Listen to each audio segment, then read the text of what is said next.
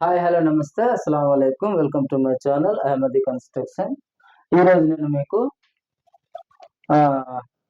60 అడుగులు పొడుగు 40 అడుగులు వెడల్పు 266 గజాలు ఇంట్లో 133 గజాలు బిల్డప్ ఏరియా, తర్వాత పేపర్ మోల్డ్, తర్వాత గార్డెన్. ఇది నేను చేసిన ఫస్ట్ బిల్డింగ్ అండి. మీరు 100% వాస్తు ప్రకారమే చూడాలంటే ఈ వీడియో చూడాల్సిన అవసరం లేదు. ఎందుకంటే ఇది వాస్తు ప్రకారం కాదు. వాస్తును నమ్మే వాళ్ళు ఇది చూడవద్దు. వాస్తు లేదు, నా కష్టార్జితంతో పైకి వచ్చేవాడిని, బాధలు అందరికీ వస్తాయి, కష్టాలు అందరికీ వస్తాయి, కానీ కష్టాలను బాధలని అన్నిటిని తప్పించుకొని పోరాడి ప్రయత్నం చేసి గెలిచిన వాళ్ళకి ఈ వీడియో. వాస్తునే నమ్ముకొని వాస్తునే ఆలోచించుకుంటూ వాస్తే అంతా అనుకునే వాళ్ళు ఈ వీడియో చూడాల్సిన అవసరం లేదు. మీరు ఫస్ట్ టైం మన యూట్యూబ్ ఛానల్ చూస్తూ ఉంటే Ahmadi construction YouTube channel subscribe చేసుకోండి. ఇదంతా వాస్తు మీరు అనుకుంటున్న వాస్తు కాదు ఇది, సరేనా? వాస్తుకు భిన్నంగా ఉండే బిల్డింగ్ ఇది. కానీ ఇప్పుడు దాకా చాలా ఆరోగ్యంతో, సంతోషంతో, ధనంతో ఉన్నారు వీళ్ళు కూడా. నేను కట్టిన బిల్డింగ్ 12 సంవత్సరాల ముందు మీకు నేను ఎక్స్ప్లెయిన్ చేస్తాను, సరేనా? చూడండి, ఇది తూర్పు, ఇది పడమర, ఇది దక్షిణం, ఇది ఉత్తరం.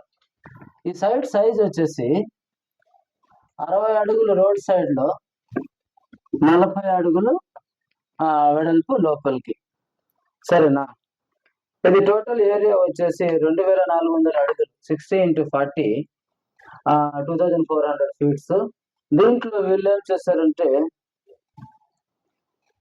మన తెలుగులో మండవా ఏమో అంటారు, మేము పేపర్ మోల్డ్ అని చెప్తాం. ఫ్రంట్ లో పోర్టికో కాదు, ఇది ఒక కార్ పార్కింగ్ ఏరియానే. తర్వాత ఇదంతా మీకు ఎక్స్ప్లెయిన్ చేస్తాను. ఇది దక్షిణం సైడ్ రోడ్ వచ్చేసి దక్షిణం సైడ్ రోడ్. ఇది తూర్పు, ఇది పడమర, తర్వాత ఇది దక్షిణం, ఇది ఉత్తరం. ఇప్పుడు దీనికి మూలలు వచ్చేసి, ఈ మూల వచ్చేసి ఈశాన్యం, సరేనా? ఈ మూల ఆగ్నేయం, ఈ మూల వచ్చేసి నైరుతి, ఈ మూల వాయువ్యం. ఇప్పుడు దీన్ని ఎక్కడెక్కడ ఏం ప్లాన్ చేసామో ఫస్ట్ చెప్తాను, తర్వాత మీరు అనే వాస్తు ఎలా వస్తుందో దానికి కూడా నేను ఆన్సర్ ఇస్తాను. ప్రతి ఒక్కరు ఒక్కొక్కలాగా చెప్తున్నారు. ఫస్ట్ మీలో మీరే ఫస్ట్ క్లారిటీ తెచ్చుకోండి, తర్వాత ప్రజలకు చెప్పండి. ఒకరు చెప్తారు సెంటర్ లో దర్వాజాలు, ఇంకొకరు చెప్తారు కార్నర్ లో దర్వాజాలు. అది కూడా కార్నర్ లో దర్వాజాలు ఈశాన్యంలోనే రావాలని ఒకరు, ఈశాన్యం తప్పించి 9 ఇంచులు కట్ట 18 ఇంచులు గోడ కట్టిన తర్వాతనే పెట్టాలని ఇంకొకరు ఉన్నారు. అన్ని బాగానే ఉంది, ఇక్కడ కిటికీలు పెట్టుకోండి బాగుంటుంది. నాకు ఇదొకటి బాగా నచ్చుతుంది. కిటికీలు తక్కువ పెట్టుకుంటే అనారోగ్యం పాలయ్యేది మనమే, సరేనా? సరే, ఇది చూద్దాం ఫస్ట్. ఈ బిల్డింగ్ ఇదంతా గార్డెన్ అండి. నేను చేసిన 2014 అనుకుంటాను, 14-13. ఫస్ట్ నేను మేస్త్రి అయిన తర్వాత, అప్పుడు దాకా నేను వేరే వాళ్ళ దగ్గరికి పనికి పోతుండేవాడిని. ఫస్ట్ నా బిల్డింగ్ ఇది, నేను చేసిన బిల్డింగ్. అది కూడా ఎలా అంటే, మనం ఆలోచించే విధానంలోనే ఉంటుంది. నువ్వు ఎప్పుడు కూడా నేను టైంకి పోయి టైం దాకానే పనిచేసి టైంకి ఇంటికి వస్తానంటే ఎవరు ప్రయోజకులు కాలేరు. మీరు ఎంత వాస్తుకు ఏం చేసినా, పూజలు చేసినా, ఇల్లు తిప్పి ఉల్టా కట్టుకున్నా కూడా పని శ్రద్ధతో చేయాలి. శ్రద్ధతో టైమింగ్ కూడా చూడకూడదు. ఆ బిల్డింగ్ ఎవరిదో ఉండొచ్చు, కానీ చేసేది నువ్వు. నీ ఇల్లు లాగా, నీ ఇల్లు అయితే ఎలా కట్టుకుంటావు అంత శ్రద్ధతో చేసే పని ఇది బిల్డింగ్. ఒకరోజు మీరు ఇచ్చిన డబ్బులు ఉంటుంది, పోతుంది. మేము కట్టిన ఇల్లు ఉంటుంది. అందరూ ఇలాగే ఆలోచిస్తారని కూడా చెప్పను. ఇలా ఆలోచించిన వాళ్ళు మాత్రం ప్రయోజకులు అవుతారు అని చెప్తున్నాను నేను.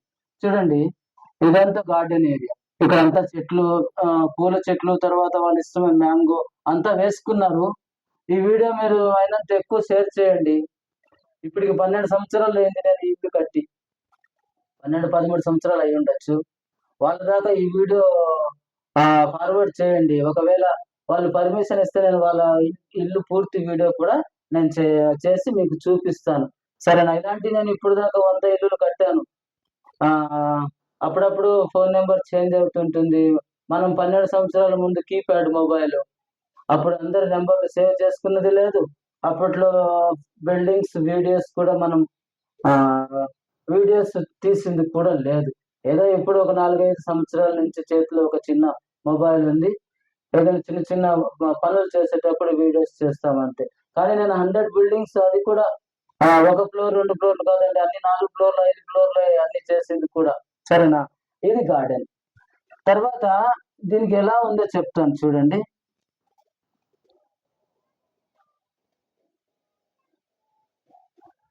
వీళ్ళు కొద్దిగా యూనిక్ గా కట్టుకున్నారని నేను చెప్తాను. ఇది మెయిన్, ఇది రోడ్ కదా. రోడ్డుకి డైరెక్ట్ గేట్ పెట్టకుండా కొద్దిగా షేప్ చేసుకొని ఇక్కడ గేట్ పెట్టుకున్నారు. ఇలా కౌ షేప్ లో రౌండ్ షేప్ గోడ కట్టుకొని ఇక్కడ గేట్ పెట్టుకున్నారు. తర్వాత ఇది పార్కింగ్. ఇది పైన ఉండే టేపర్ మోల్డ్ కి నేను ఇలా డిజైన్ వేశాను. యాక్చువల్లీ ఇది పార్కింగ్. సరేనా?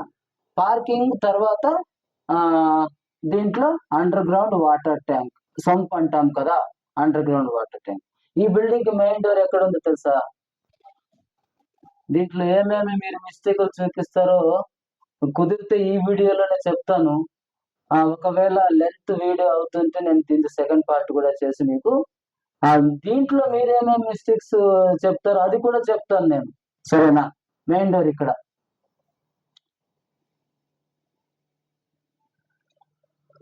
మెయిన్ డోర్ ఇక్కడ. తర్వాత ఇక్కడ ఒక విండో. తర్వాత ఇది ఒక రూమ్. మీకు అన్ని రూమ్స్ చెప్తాను చూడండి. ఇది మాస్టర్ బెడ్రూమ్. మాస్టర్ బెడ్రూమ్ కు 2 విండోలు. తర్వాత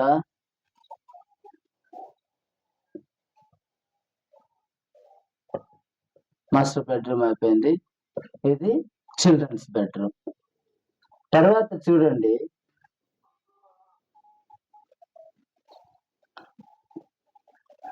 ఈ బెడ్రూమ్ కి ఇక్కడ వాల్ రూఫ్, ఒక కబోర్డ్ టైప్, ఇక్కడ వాల్ రూఫ్. ఈ బెడ్రూమ్ కి ఇక్కడ వాల్ రూఫ్.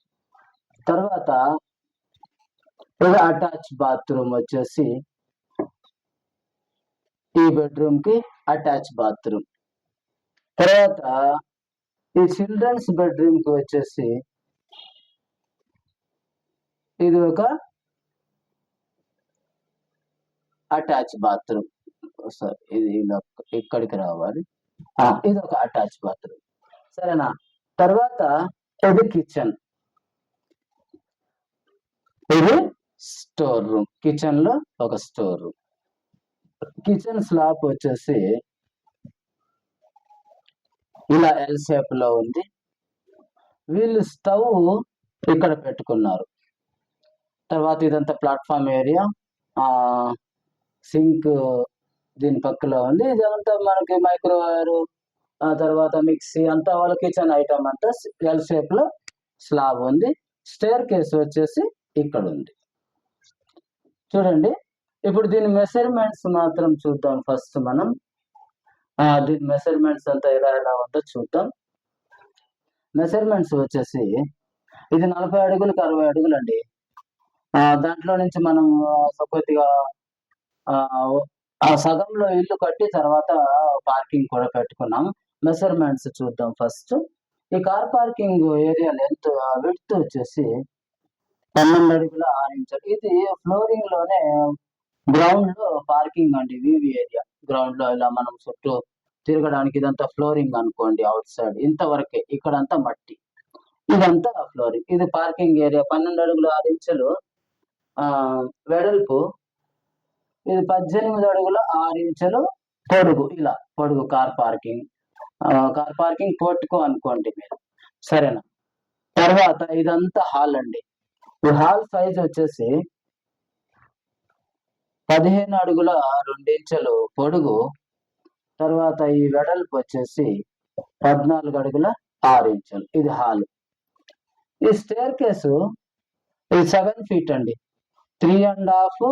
తర్వాత సెకండ్ లేయర్ కూడా 3.5. ఇది 7 feet width లో. ఇక్కడ స్టేర్ కేస్ లెంత్ వచ్చేసి మినిమం ఒక 13 అడుగులు కావాలండి, లేకపోతే స్టేర్ కేస్ ఈజీగా మనం ప్లాన్ చేయలేం. సరేనా? ఇది తర్వాత ఇది కిచెన్ తర్వాత స్టోర్ రూమ్. కిచెన్ సైజ్ వచ్చేసి ఇది ఒక 8 అడుగులు లెంత్, తర్వాత ఇది ఒక 6 అడుగులు విడ్త్, 8 అడుగులకి 6 అడుగులు. ఈ స్టోర్ రూమ్ వచ్చేసి 4 అడుగులు వెడల్పు, 8.5 అడుగు పొడుగు.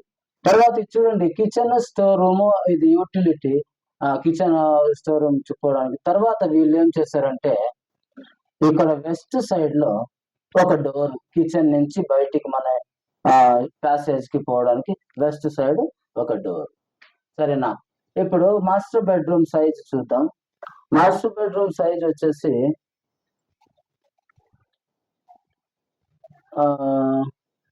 11 అడుగులు పొడుగు, ఇలా వచ్చేసి 14 అడుగుల 6 ఇంచులు వెడల్పు, 14.5కి 11 అడుగులు.